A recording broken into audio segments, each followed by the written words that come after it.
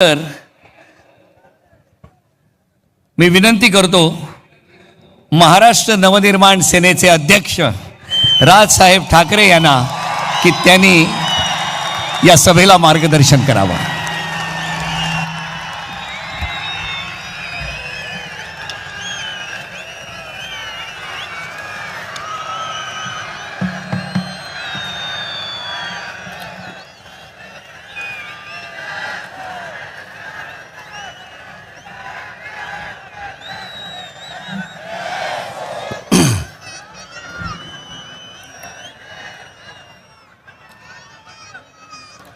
व्यासपीठावरती उपस्थित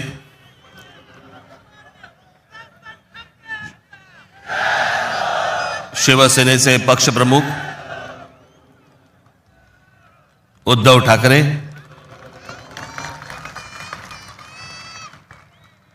राष्ट्रवादी काँग्रेसचे नेते जयंतराव पाटील, इतर सर्व मान्यवर आणि माझ्या जमलेल्या तमाम मराठी बांधवांनो, भगिनींनो आणि मातांनो,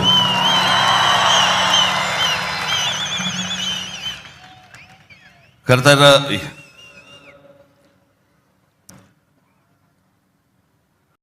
या व्यासपीठावरती मी माननीय बाळासाहेबांबरोबर लहान असताना अनेकदा आलो. शिवसेना पक्षाची स्थापनाच या शिवतीर्थावरती झाली. त्यावेळेला माझे आजोबा प्रबोधनकार ठाकरे हे देखील इथे उपस्थित होते.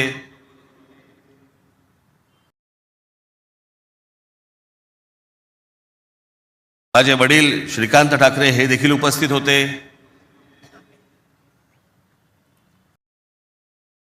आमची माँ ही देखील उपस्थित होती.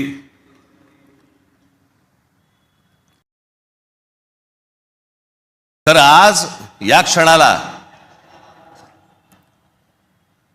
हे दोन भाऊ एकत्र आल्यानंतर आम्ही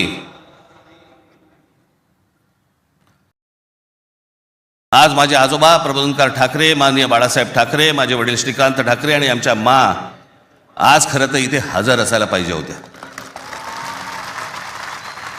हे सगळं चित्र पुन्हा एकदा मराठी बांधवांसाठी, मराठी माणसांसाठी, मुंबईसाठी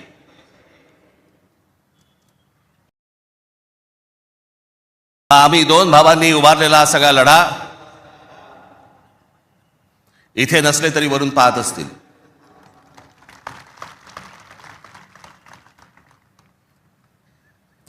आज बऱ्याच गोष्टी मी आपल्यासाठी जरा थोडंसं घेऊन आलोय. जाताना पोट भरून जा.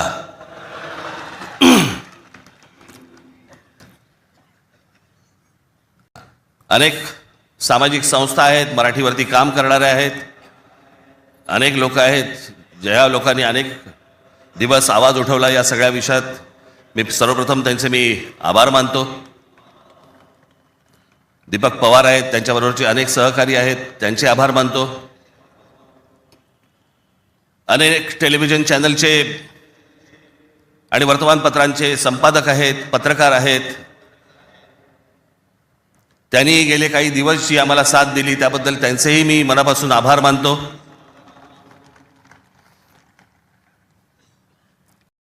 खरं तर मी 20 वर्षानंतर पहिल्यांदा युती करतोय.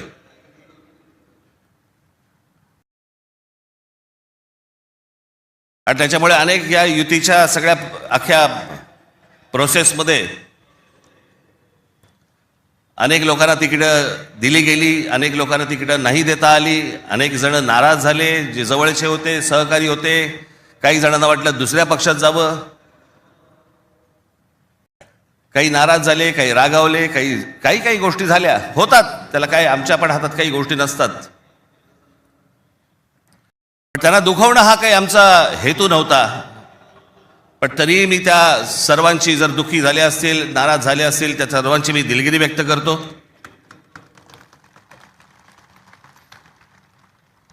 आपलेच आहेत, परत येतील. कारण जे आत्ता आहेत तेच कुठे जातील माहीत नाही. त्याच्यामुळे ते गेलेले आहेत ते येतीलच परत.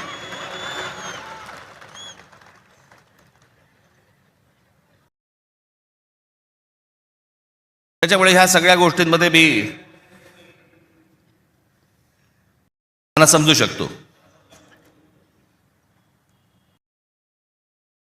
मुळात मी आणि उद्धव आम्ही दोघेजण एकत्र येण्याचं सगळ्यात महत्त्वाचं कारण म्हणजे या मुंबईवरती आलेलं संकट.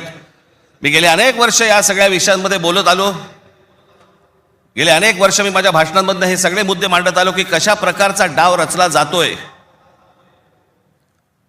आणि मग मध्यंतरी या राज्य सरकारने हिंदी सक्तीचा विषय आणला.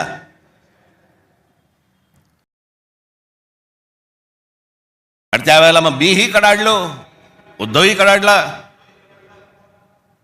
आणि त्या सगळ्या याच्यामध्ये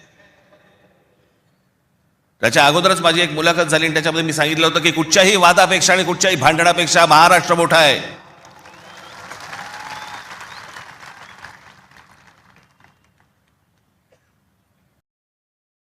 आणि मग तिकडनं ह्या सगळ्या गोष्टींची सुरुवात झाली.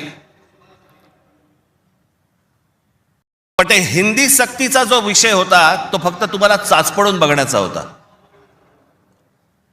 तुम्ही जागे आहात का? मराठी माणूस महाराष्ट्रामधला मुंबईमधला जिवंत आहे का? हे फक्त चाचपडणं होतं तुम्हाला.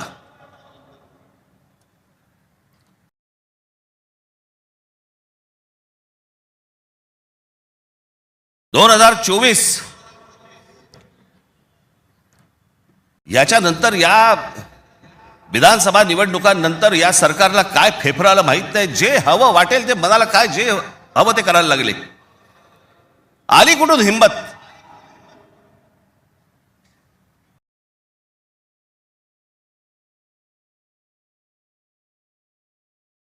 कोणाला विचारायचं नाही, काही जनता बिनता लोक बिक काही नावाची काही गोष्टच नाही. बस आम्हाला वाटलं म्हणून आम्ही केलं. हे कोण आहेत लोक? कोण आहे महाराष्ट्रातील जनता? पैसे फेकले की आम्ही विकत घेऊ. आला कुठून आत्मविश्वास?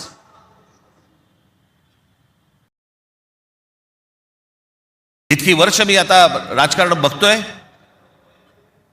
काँग्रेसची लोक सत्तेवरती होती, अनेक लोक सत्तेवरती होते, परंतु ते लोकांना घाबरून असायचे, जनतेला घाबरून असायचे. आता घाबरणं बिबरणं काहीच नाही. गृहीत धरून टाकले तुम्हाला. कुठून येतात मतं ह्यांच्याकडे, कशी येतात, काय येतात, याचा लढा तर बाकीच्या ठिकाणी सगळ्या ठिकाणी सुरूच आहे. ते बोगस वोटर आणि ते ईव्हीएम मशीन पासून सगळ्या गोष्टी सुरू आहेत. पण ह्याच्यामध्ये सगळ्यात महत्वाची गोष्ट बघा, आता उद्दामपणा कुठपर्यंत गेला यांचा. अकोटमध्ये भाजपने एमआयएमशी युती केली. बदलापूरमध्ये भाजपने काँग्रेस बरोबर युती केली.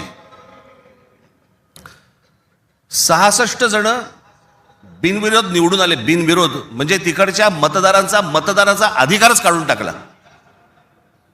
ते मतदारच नाही करू शकत. आज 66 आहेत. पुढे आकडे वाढत जाणार. मला कळलंय की काय प्रकारचे आपण कशा प्रकारे लोकांना विकत घेऊ शकतो. वाईट या गोष्टीचं वाटतं विकले जातात. तुळजापूरमध्ये विनोद गंगणे नावाचा एक ड्रग्ज मधला रॅकेट मधला एक माणूस, ड्रग्ज रॅकेट मधला, त्याला भाजपने तिकीट दिलं. ड्रग्ज विका, काही विका, पुढच्या पिढ्या बर्बाद करा, काही फरक पडत नाही. पण ड्रग रॅकेट मधला एक माणूस, त्याला भारतीय जनता पक्षाने तिकीट दिलं तुमच्या नाकावर टिचून.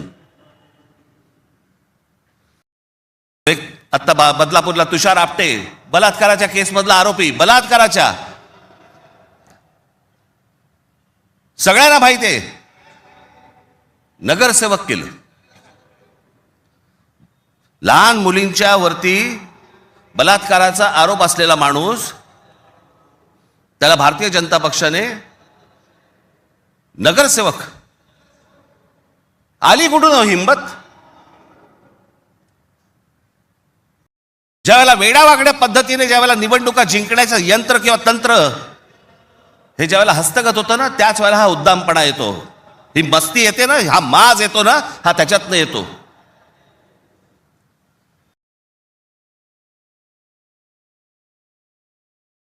अख्खी मुंबई विकायला काढली, अख्खा महाराष्ट्र विकायला काढला, अख्खा देश विकायला काढला.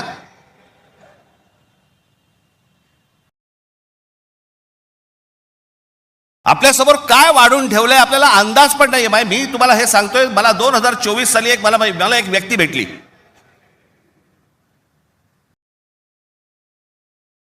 लोकसभेच्या निवडणुका झाल्यानंतरची गोष्ट सांगतोय. आणि त्यांनी मला जी माहिती दिली आणि ती माहिती दिल्यानंतर माझे सगळे लोक, माझे काय रिसर्च टीम सगळी जी काही कामाला लागली,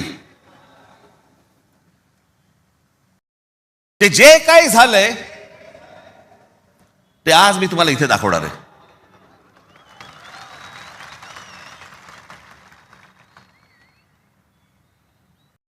आणि मला असं वाटतं की मी आज जे दाखवणार आहे याच्यानंतर जर समजा आपल्याला भीती नाही वाटली तर मला असं वाटतं या देशात निवडणुका न लढवलेल्याच बऱ्या.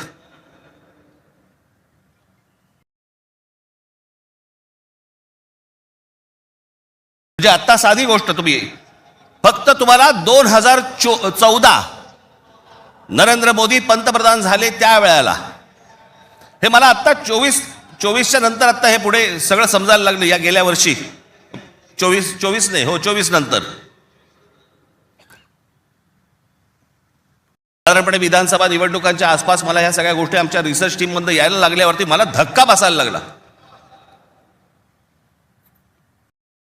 कारण आपण असे बघतच नाही कधी, आपण डोळे झाक करत बसतो आणि नक्की काय खणलं जात आहे आपल्या खालून आणि आपल्याला माहितीच नाही. याचं कारण अनेक हिंदी इंग्रजी टेलिव्हिजन चॅनल सगळं ब्लॉक करून टाकलंय. कोणी काय तुम्हाला दाखवणार पण नाही.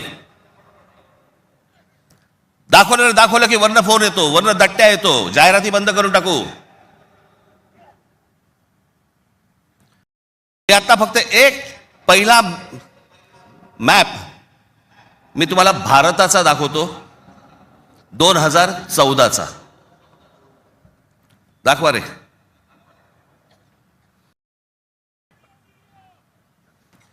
हा आहे 2014चा गौतम अडानी यांचे प्रोजेक्ट्स किती होते हे तुम्हाला दाखवणार आहे. 2014ला पंतप्रधान नरेंद्र मोदी पंतप्रधान व्हायच्या अगोदर गौतम अडानी कुठे होते आणि आता पुढचं फक्त बघत राहा. आता 2024-25ला गौतम अडानी आता कुठे आहेत, फक्त सरकारच्या आशीर्वादाने. आणि तुम्हाला जर नाही धक्का बसला तर मला सांगा, जरा दाखवा.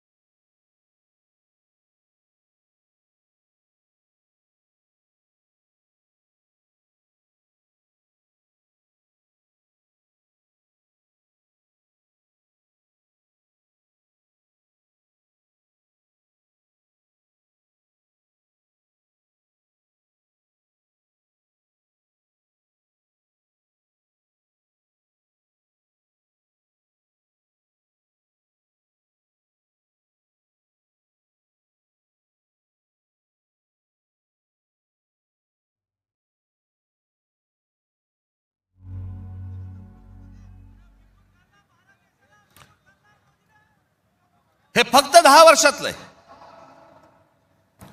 जगामध्ये असा एकही माणूस नसेल जो 10 वर्षामध्ये इतका श्रीमंत झाला. मला कुठच्या उद्योगपतीने उद्योग करू नये या मताचा मी नाहीये, इतका दळभद्री विचार माझा नाहीये. पण या देशामध्ये इतके उद्योगपती असताना एका माणसावरती इतकी मेहरबानी या देशामध्ये होते, मी जगात तर दाखवतच नाही अजून. फक्त 10 वर्षामधली गोष्ट ही 10 वर्षातली. एकाच माणसाला सगळ्या गोष्टी दिल्यात, वीज दिली, सिमेंट बनवण्याच्या उद्योगामध्ये गौतम अडाणी हा माणूस कधी नव्हताच 2014च्या अगोदर. आज देशातला 2 नंबरचा सिमेंटचा व्यापारी येतो. उद्या माणसाने समजा उद्या वीज बंद केली, आम्ही अंधारात. सिमेंट महाग केलं, काही बोलू शकणार नाही. सगळी पोर्ट्स खालपासून वरपर्यंत सगळी पोर्ट्स अदानीना, सगळी विमानतळं अदानीना. महाराष्ट्रात काय परिस्थिती एकदा बघा, महाराष्ट्राचा फक्त एकदा दाखवा.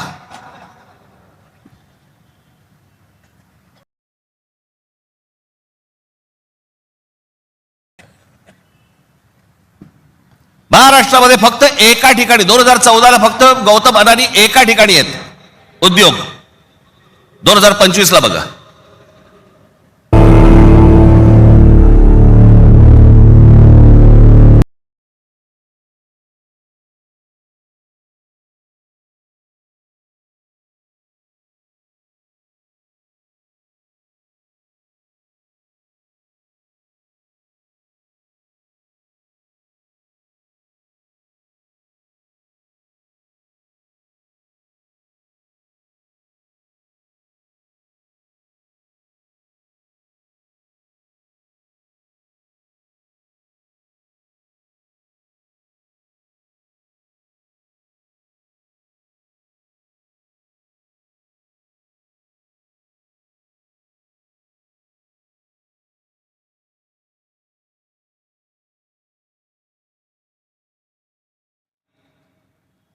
या मुंबईवरती मी आता फक्त तुम्हाला वाचून दाखवणार आहे. या फक्त MMR रिजन मध्ये काय फक्त केलंय तेवढं फक्त बघून घ्या. मुंबई महानगर क्षेत्रात अदानी 29 जून 2018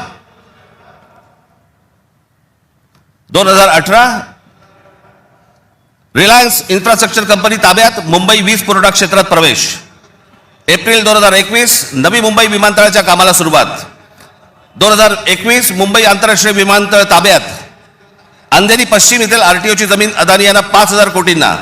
ऐरोली इथे डेटा सेंटरसाठी 92 एकर जमीन 1,500 कोटींमध्ये. धारावी पुनर्विकास प्रकल्प अदानींना. महाराष्ट्रात स्मार्ट वीज मीटर बसवण्यासाठी 13,888 कोटींचं कंत्राट. भांडूप कल्याण इथे मीटर्स बसवली जाणार. मुंबई आणि नवी मुंबईत हायर स्केल डेटा सेंटर सुरू करण्यासाठी महाराष्ट्र सरकारशी 50,000 कोटींचा सामंजस्य करार. मेट्रो मोनोरेल यांना अदानींचा वीज पुरवठा. सांताक्रूज आणि विलेपार्ले परिसरात केंद्र सरकारच्या विमानतळ आणि संरक्षण दलाच्या जागांवरती 80,000 झोपडपट्ट्यांचा विकास अदानी करणार. पनवेलमध्ये टॉवर्स सेमी कंडक्टर कंपनी आणि अदानी समूह यांच्या प्रकल्पाला महाराष्ट्र सरकारची मान्यता. $10 अब्ज गुंतवणुकीचा अंदाज. धारावी पुनर्विकास प्रकल्पासाठी देवनारमध्ये 124 एकर जमीन. मुंबई उपनगरातील वाढत्या वीज मागणी पुरवठ्यासाठी वसई खाडीजवळ 209 कांदळवने तोडण्यास मुंबई हायकोर्टाची परवानगी. गौतम अदानी यांची तारापूर अणुऊर्जा प्रकल्पाला भेट. पुढच्या 10 महिन्यात खासगी कंपन्यांना अणुऊर्जा क्षेत्रात येण्याची परवानगी देणारे विधेयक संसदेत मंजूर. रायगड जिल्ह्यातील आंबा नदीकाठी असलेल्या जेट्टी प्रकल्पासाठी 192 कोटीची गुंतवणूक. पनवेलमध्ये 1,000 एकर्समध्ये 10,000 कोटींचा रहिवासी प्रकल्प. मुंबईला वीज पुरवठा करण्यासाठी 1,660 कोटींचं काम. धारावी पुनर्विकास प्रकल्प बांधणीसाठी मुलुंड येथे 58 एकर जमीन आणि 319 कोटी मिळाले. धारावी पुनर्विकास प्रकल्प बाधितांसाठी कुर्ला मदर डेअरीची 20 एकर जमीन 57 कोटीत मिळाली. 124 एकरचा आणि 36,000 कोटींचा गोरेगाव पश्चिम येथील मोतीलाल नगर पुनर्विकास प्रकल्प अदानींना मिळाला. MIDCने तळोजा येथे 400 एकर नंतर आणखी 159 एकर जमीन दिली. बांद्रे रेक्लेमेशन पुनर्विकास प्रकल्प 24 एकर 30,000 कोटींमध्ये मिळाला. पालघर डहाणू येथे अदानी वीज प्रकल्प. अदानी नवी मुंबईत सेमीकंडक्टर प्रकल्प सुरू करणार. वसई येथील तुंगारेश्वर अभयारण्यातील जमीन अदानी इलेक्ट्रिसिटीला. टिटवाळा, मोहने, आंबिवली शहरात येथील अदानी सिमेंट फॅक्टऱ्या. वाढवण येथे बंदर उभारण्यासाठी अदानी समूह उत्सुक. महाराष्ट्र सरकारशी सामंजस्य करार. वाढवण येथे विमानतळ उभारण्यासाठी अदानी समूह उत्सुक.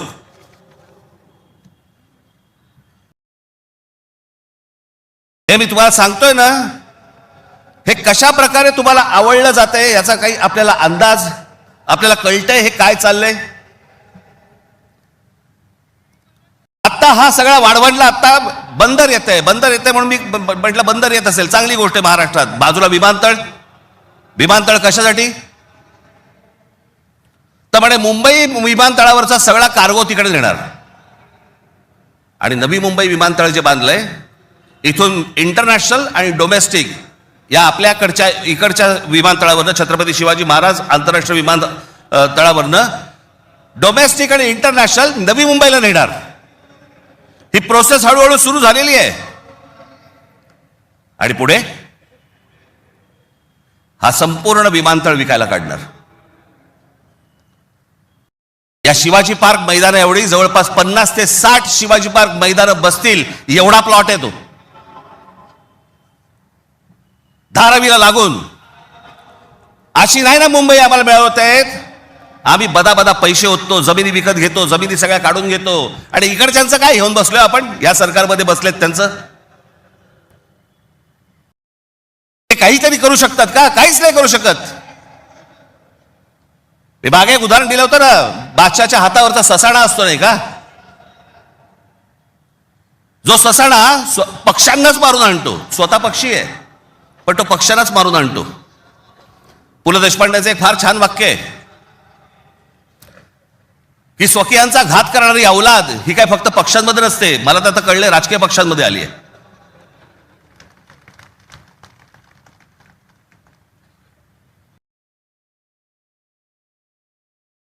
डोक्यात गेली सत्ता, डोक्यात. हा जो भूगोल आहे ना, हा भूगोल नीट समजून घ्या. हे वाढवण बंदरापासून तिकडे वरती जे आहे ना, त्याला लगेच लागून गुजरात आहे. यांचं पहिल्यापासूनच डोक्यामध्ये जे होतं ना की मुंबई गुजरातला न्यायची. मग मुंबई गुजरातला न्यायची असेल तर काय करायला लागेल? पालघर जिल्हा ताब्यात घ्यायला लागेल, ठाणे जिल्ह्याचा भाग ताब्यात घ्यायला लागेल, या MMR रिजनचा भाग ताब्यात घ्यायला लागेल, तर मुंबईपर्यंत पोहोचता येईल. माणसं पहिली बदा तिकडे टाका, त्यांचे मतदारसंघ फोडा, मराठी माणसांना फोडा, हे मतदारसंघ ताब्यात घ्या आणि त्याच्यानंतर सांगा अरे खासदार तर आमचाच, आमदार तर आमचाच, नगरसेवक पण आमचाच, महानगरपालिका ही आमच्या हातात. हे सगळं करून मुंबई गुजरातला कशी जोडता येईल याच्यासाठीचे हे सगळे लॉंग टर्म प्लॅन सगळे सुरू आहेत. आणि आम्ही बेसावत. आमच्यामध्ये जातीपातीमध्ये भांडणं लावली जात आहेत. हा मराठा, हा ओबीसी, हा अजून कोणी. एकदा मुंबई हातात तर गेली ना बाबानो, महाराष्ट्र झारखंडपेक्षा काही वेगळा करणार नाहीत. हे मुंबई ही तुमची राजधानी आहे, मुंबई ही तुमची ताकद आहे. पण जो मस्तवालपणा जो अंगामध्ये शिरलेला आहे यांच्या, की आम्ही काहीही करू, कुठूनही मतं आणू, जे यांनी विधानसभेला केलं तेच करण्याचाही आत्ता पण प्रयत्न करणार. आमच्यावरती भ्रष्टाचाराचे आरोप करतायत. काय बोलताय काय तुम्ही? देवेंद्र फडणवीस ज्यावेळेला मुख्यमंत्री होते त्यावेळेला यांनी छगन भुजबळांना जेलमध्ये टाकलं होतं, हो की नाही? आता मांडीला मांडी लावून बसलेत. अजित पवारांचे बैलगाडीभर पुरावे घेऊन गेले होते. काय किती 70 का 80 हजार कोटीचा काहीतरी घोटाळा, त्याच्याबद्दल पुरावे बैलगाडीतनं घेऊन गेले होते. आता काय सांगतायत? कोर्टात केस आहे, पुरावे असतील तर त्यांना अटक होईल. अरे मग तुम्ही पुरावे दिले होतेत ना, द्या आता कोर्टात. सगळी बाहेरून सगळी माणसं आणायची, इथे भरायची, तुमचा टक्का कमी करायचा, तुमचं अस्तित्व घालवायचं. इथे येऊन ह्यांची माणसं मिळणार, इथे उत्तर भारतातलं माणसं येणार आणि म्हणणार इथे तुम्हाला. काल एक कोणतरी उत्तर भारतातला माणूस बोलत होता म्हणे, मुंबईमध्ये म्हणे नोकऱ्या जर घ्यायच्या असतील महानगरपालिकेमध्ये तर इथल्या स्थानिकांना, उत्तर भारतीय लोकांना दिल्या पाहिजेत. हे बाहेरून येणारे म्हणे कोल्हापूर, सातारा, सांगलीवरनं येणारी माणसं हे बाहेरच्या लोकांना द्यायची नाहीत म्हणून. बाहेरची लोक म्हणजे आमच्या सातारा, कोल्हापूर, सांगलीमध्ये येणारी आता हे बाहेरची लोक झाली आणि हे आतले.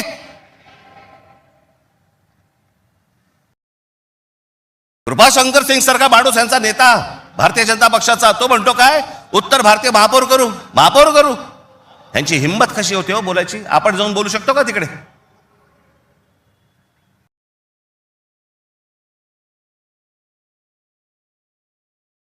याचं कारण तुम्ही एकत्र येऊच नाही याच्यासाठीचा बंदोबस्त यांनी केलेला आहे. म्हणून काय करायचं, पैसे टाका, माणसं फोडा. यांचं मुंबईवरचं लक्ष उडालं पाहिजे, महाराष्ट्रावरचं लक्ष उडालं पाहिजे. हे मराठी म्हणून कधी एकत्र येताच कामा नाहीत. आणि मग आपल्याला जे साध्य करायचंय,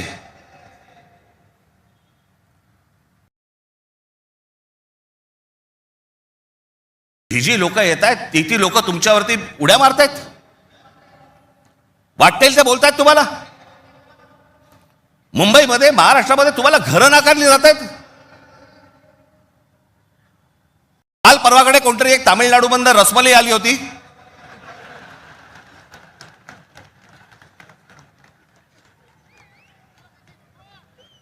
तो सांगतो मुंबईचा आणि म्हणजे महाराष्ट्राचा संबंध काय. भडव्या तुझाच काय संबंध आहे इथे याचा.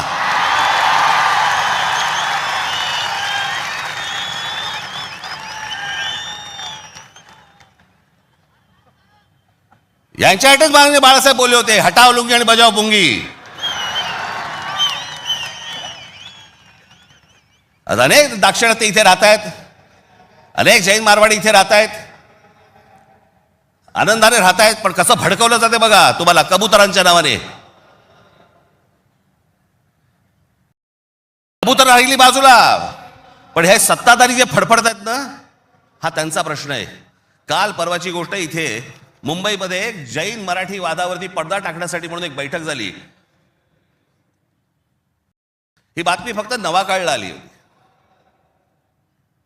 त्यांचे कोणतरी एक जैन मुली निलेश चंद्र आहेत, निलेश चंद्र बघा. ते जैन मुली निलेश चंद्र काय सांगतायत, तर कबुतरे खाणे आणि मांसावरून मराठी जैन समाजात पेटलेला वाद मिटवण्याची जबाबदारी मुख्यमंत्री देवेंद्र फडणवीस यांनी भाजपा मंत्री मंगल प्रभात लोढा यांना दिली. मात्र मंगल प्रभात लोढा यांनी हा वाद मिटवला नाही, तर ह्या समाजामध्ये जास्तीत जास्त भांडणं कशी लागतील हे पाहिलं. म्हणजे मराठी माणसापासून गुजराती बाजूला करायचे, आता ही लुंगी अंडी इकडनं तांबडे बाजूला करायचे, अजून कोणतरी युपी मधनं बोलवायचा त्याच्यात अजून ते बाजूला करायचे. तुम्हाला या महाराष्ट्रामध्ये, मुंबईमध्ये एकट्यात पाडायचं. एकटे असलो तरी काफी होत.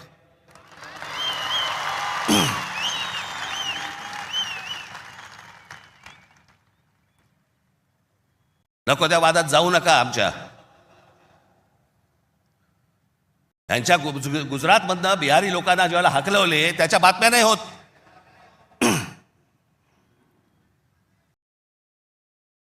त्याने बिहारी लोकांना तिकडनं हकलवले, जवळपास 10 का 20 हजार लोकांना हकलवून दिले बिहारमधनं. भारतीय जनता पक्षाने त्याला तिकीट दिलं, निवडणुकीचं तिकीट दिलं. आणि हे वाद फक्त तुमच्यासाठी, आमच्यासाठी इथे फक्त करून ठेवतायत. गेले अनेक वर्ष सांगतोय तुम्हाला, हे सगळं हे जे मुद्दामून जे चालू आहे, तुमचं अस्तित्व नष्ट करण्यासाठी हे सगळं सुरू आहे. आज ही मुंबई हातामध्ये गेली. मुंबई का पाहिजे हातात? आज केंद्रामध्ये यांची सत्ता, राज्यामध्ये यांची सत्ता, पण उद्या मुंबईमध्ये, ठाण्यामध्ये, कल्याण डोंबिवलीमध्ये, आमच्या MMR रिजनमध्ये उद्या ह्यांना जर काही करायचं असेल, महानगरपालिकेची परवानगी लागेल. आणि महानगरपालिका जर आपल्या हातात असतील, हे जमिनी विकून देऊ शकत नाहीत, हे अदानीला जमीन देऊ शकत नाहीत.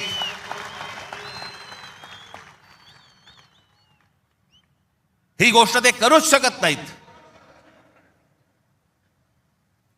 हा धोका काय होता ना बाबांनो, मी फक्त वेळ कमी आहे, परंतु मी आपल्याला एक धोका, हा किती वर्षांपूर्वी आमच्या बाबासाहेब आंबेडकरांनी, आमच्या बाबासाहेबांनी मांडलेला तुम्हाला फक्त एक गोष्ट वाचून दाखवतो, जी मी 2008ला वाचून दाखवली होती. बाबासाहेबांनी काय त्यावेळेला मांडलं होतं हे तुम्हाला आज कळेल. मी काय सांगतोय तुम्हाला ते. उत्तर प्रदेश आणि बिहार यांच्यासारखी राज्य निर्माण करून हे बघा, हे पुस्तक आहे भाषिक राज्य पुनर्रचना मीमांसा. आपल्याला कुठे मिळालं तर आपण जरूर वाचा. उत्तर प्रदेश आणि बिहार यांच्यासारखी राज्य निर्माण करून राज्य पुनर्निर्माण मंडळाने केवळ तौलनिक विषमता निर्माण केली एवढेच नव्हे, तर उत्तर भारत आणि दक्षिण भारताचे दोन तट निर्माण केले. उत्तर भारतात हिंदी भाषेचं प्राबल्य आहे, उलट दक्षिण भारतात हिंदीशी संबंध नसलेल्या भाषा बोलल्या जातात. मला खरं तर आपल्याला सांगायचं आहे की युपीच्या आणि बिहारच्या लोकांनी पहिल्यांदा नीट समजून घ्या, बाबांनो, हिंदी ही तुमची पण भाषा नाही. युपीच्या लोकांची भोजपुरी भाषा आहे, बिहारच्या लोकांची मैथिली भाषा आहे, अवधी भाषा आहे. हिंदी भाषा तुमची पण नाही आहे. माझा कुठच्या भाषेवर राग नाही, परंतु तुम्ही आमच्यावरती लादणार असाल तर लाथच मारू. हिंदी भाषिकांची संख्या किती मोठी आहे याची बहुतेक कोणालाही दखल नाही. भारताच्या एकूण लोकसंख्येच्या 48% लोकसंख्या ही हिंदी भाषिक म्हणजे त्या भागाची आहे. माझ्याकडे घटना निर्मितीचे काम होते त्यावेळी एक गुपित घटना मी नमूद करू इच्छितो. अर्थात गुपित भंगाचा आरोप माझ्यावरती येणार नाही अशी अपेक्षा आहे. काँग्रेस पक्षाच्या एका बैठकीतील हे गुपित आहे. हिंदी ही राष्ट्रभाषा म्हणून स्वीकारण्यासंबंधी ही चर्चा होती. घटनेचे 115वे कलम राष्ट्रभाषेसंबंधी आहे. या कलमावरती जेवढी गरमागरम चर्चा व्हायला झाली तेवढी इतर कोणत्याही कलमावरती झाली नाही. प्रदीर्घ चर्चेनंतर हे कलम मातास टाकले आणि काय आश्चर्य, 78 विरुद्ध 78 असे मतदान झाले. कुठलाच निर्णय घेणे शक्य झाले नाही. या वस्तुस्थितीमुळे दक्षिण भारताचा उत्तर भारतावरती किती कटाक्ष आहे हे तुमच्या लक्षात येईल. उत्तर भारत संलग्न झाला आणि दक्षिण भारत विच्छिन्न राहिला आणि राजकारणात हिंदी व उत्तर भारताचे वर्चस्व असेच चालू राहिले तर परस्पर द्वेषभाव निर्माण झाला नाही तरच नवल. केंद्रीय सरकारात एका राज्याला दुसऱ्या राज्यावरती अशा आगंतुकपणे वर्चस्व चालू देणे धोक्याचे आहे. घटक राज्ये समतोलाची राखण्यास केंद्रीय शासनामध्ये काही तरतूद नसल्यामुळे नवनिर्मित बिजोड राज्यांमुळे 5 प्रदेशांखेरीज इतर राज्यात अविश्वास आणि असंतोष निर्माण होईल. सध्याच्या केंद्रीय शासन पद्धतीमुळे भारताच्या राजकारणात उत्तर प्रदेश इतर राज्याहून प्रबळ ठरेल ही भीती केवळ दक्षिण भारतीयांचीच नसून पंजाब, बंगाल व इतर राज्यांनी व्यक्त केलेली आहे आणि ही भीती निराधार आहे असे कोणीही छातीरोखपणे सांगू शकत नाही. या भीतीचे निराकरण केले नाही आणि आत्ता विशेष उपाययोजना केली नाही तर ही भीती राष्ट्रीय ऐक्यास घातक ठरल्याशिवाय राहणार नाही. हे सत्य कोणी लपवू शकत नाही. आमच्या परमपूज्य डॉक्टर बाबासाहेब आंबेडकरांनी तेव्हा लिहून ठेवलंय की हे किती घातक आहे ते. हे काय चाल चालू आहे तुमच्या विरोधात, हे काय प्रकारचं षडयंत्र सुरू आहे. जो इतका बलवान महाराष्ट्र, इतका सुसंस्कृत महाराष्ट्र, या देशाला दिशा दाखवणारा महाराष्ट्र, सगळ्या बाजूनी संपन्न असा महाराष्ट्र, हे सगळ्या बाजूनी येत आहेत आणि महाराष्ट्राने तुम्हाला फक्त इथे तुमचे चावे घेत आहेत. तुम्हाला उद्ध्वस्त करायचं आहे ना. उठा या जमिनीवरनं, निघा इथून, आम्ही येत आहोत. काल परवाकडेच मी एका चॅनलला सांगितलं, हिरे असतात, मोती असतात, सोनं असतं, चांदी असते, अजून काही मौल्यवान गोष्टी असतात.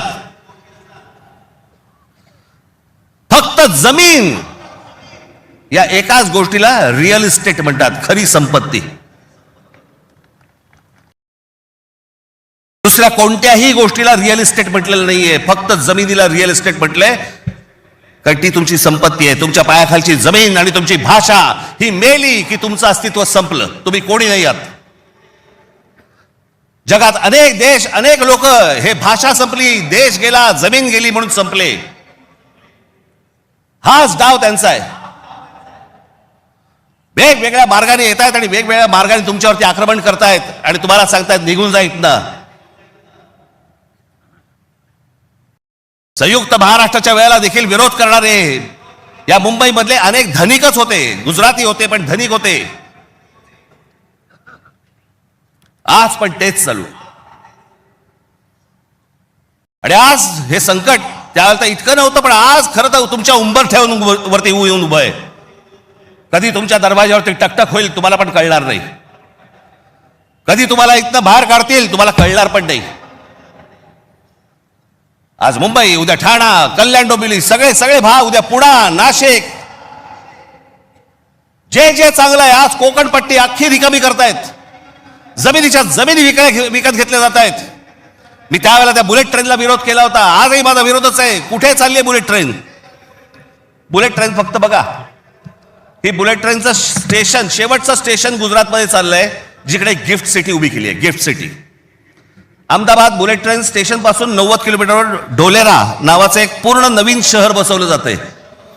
ढोलेरा नावाचं एक पूर्ण नवीन हे शहर 903 स्क्वेअर किलोमीटरचं आहे, म्हणजे मुंबईपेक्षा 1.5 मोठं. आणि तिथे वेदांत आणि फॉक्सकॉनची 1.5 लाख करोडची सेमी कंडक्टर प्रोजेक्ट्स येत आहेत. अहो, आपल्याला समजत पण नाही हे काय चालू आहेत नक्की, ह्यांचे कुठून रूळ चालले आहेत आणि कुठून गाड्या चालल्या आहेत आणि कुठून यांचे मार्ग सुरू आहेत आणि काय घेऊन जायचंय ह्यांना आणि काय आणायचंय, इथे काय भरायचंय. एकदा जाऊन बघा हो, वसई विरार पासून सगळ्या गोष्टी बघा, कसे कसे भरत येत आहेत, कसे भरत येत आहेत. तुम्हाला घरं नाकारणार, ह्यांना सगळ्यांना घरं मिळणार. तिकडनं बाहेरच्या राज्यातनं गुजरातमध्ये येणार, ह्यांना घरं मिळणार, तुम्हाला नाकारणार.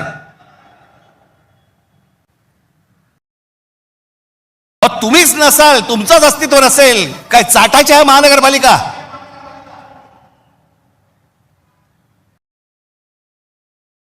काय उपयोग आहे या गोष्टींचा? आम्ही भले आमच्या वचननाम्यामध्ये सांगितलेल्या अनेक गोष्टी आहेत ज्या उत्तम करू, उत्तम शहर करू, चांगल्या गोष्टी करू. मला असं वाटतं उद्धव ठाकरे आपल्या भाषणामध्ये या गोष्टी सांगतीलच. अरे पण तुम्ही असायला पाहिजेत ना त्याच्यासाठी. तुमची काय किंमत करून ठेवली आहे लोकांनी? कोण महाराष्ट्रामधला मराठी माणूस पैसे फेकले की विकला जातो? ही आपली किंमत. आणि ही बोली लावणारे कोण? आमचेच. दुसऱ्यांच्या हातावरती बसून त्यांचा उद्देश साध्य करण्यासाठी आमचे लोक हे आमच्या लोकांना फोडतायत. काय दुर्दैव आहे बोला. या अशा परिस्थितीमध्ये ही आजची निवडणूक होते आहे. ही मराठी माणसासाठी शेवटची निवडणूक आहे. आज जर चुकलात, कायमचे मुकलात म्हणून समजा. आज जर तुमच्या हातात ही शहरं गेली, त्यांच्या हातामध्ये गेली, उद्या राजानं मारलं आणि पावसानं झोडलं, तक्रार कोणाकडे करायची? आज इतर राजकीय पक्षांमधले पण जे मराठी लोक आहेत, माझं त्यांनाही आव्हान आहे, सोडा ते सगळं. या मराठी माणसासाठी एक व्हा, या मुंबईसाठी एक व्हा, या महाराष्ट्रासाठी एक व्हा.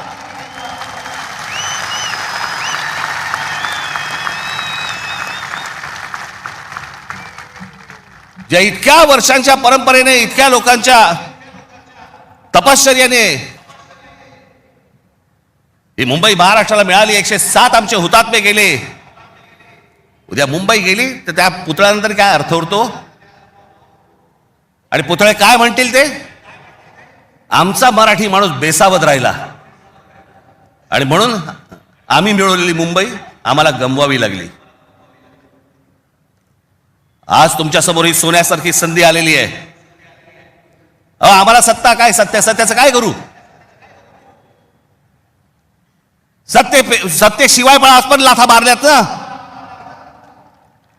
अनेक अंगावर आले, त्यांना तुडवलेच ना. पण तुम्हाला ह्यांचा मास, या सगळ्या लोकांचा, सत्ताधाऱ्यांचा तुम्हाला उतरवायचा या निवडणुकीमध्ये. कुठेही बेसावध राहू नका. माझी आपल्याला सगळ्यांना एक फक्त सांगणं आहे, हे ईव्हीएम मशीनवरती लक्ष ठेवा. दुबार मतदार सकाळी 6 वाजता, मला जेवढे काय BLA नेमलेले आहेत, सकाळी 6 वाजता तिकडे सेंटरवरती पाहिजेत दोन्ही पक्षांचे. आणि दोन्ही पक्षातले जे सगळे लोक आहेत यांना फक्त मी एकच सांगतोय, बाबांनो, आता आपल्यातलं काही वाद नाही. आता खरी लढाई त्यांच्याशी आहे.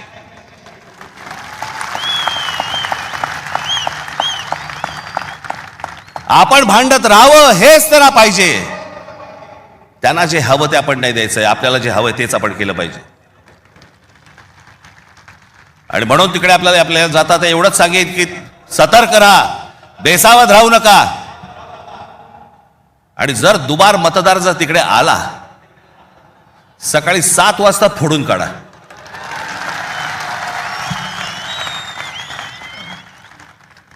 ही मुंबई राहावी, हे महाराष्ट्र राहावं, राज्य राहावं, हे मराठी माणसाच्या हातात राहावं, तुमच्या हक्काचं असावं, तुमचंच आहे ते. आणि मला असं वाटतं की जो लढा आजपर्यंत मराठा साम्राज्याने दिला, तो लढा आज तुम्हाला, आज सगळ्यांना, तुम्हाला, आम्हाला सगळ्यांना करायचा आहे. हा महाराष्ट्र वाचवायचा आहे, महाराष्ट्र समृद्ध करायचा आहे, ही आपली शहरं समृद्ध करायची आहेत, ही मुंबई आपल्याला वाचवायची आहे, ही मुंबई कदापि आपल्याला कुठेही गुजरातला राहून द्यायची नाहीये. या सगळ्या गोष्टींसाठी आपण सगळेजण कामाला लागाल अशी एक आशा अपेक्षा बाळगतो आणि आपणा सर्वांची मी रजा घेतो. धन्यवाद. जय हिंद, जय महाराष्ट्र. धन्यवाद राजसाहेब. आणि यानंतर मी विनंती करतो शिवसेना पक्षप्रमुख आदरणीय उद्धव साहेब ठाकरे यांना, त्यांनी या सभेला मार्गदर्शन करावं.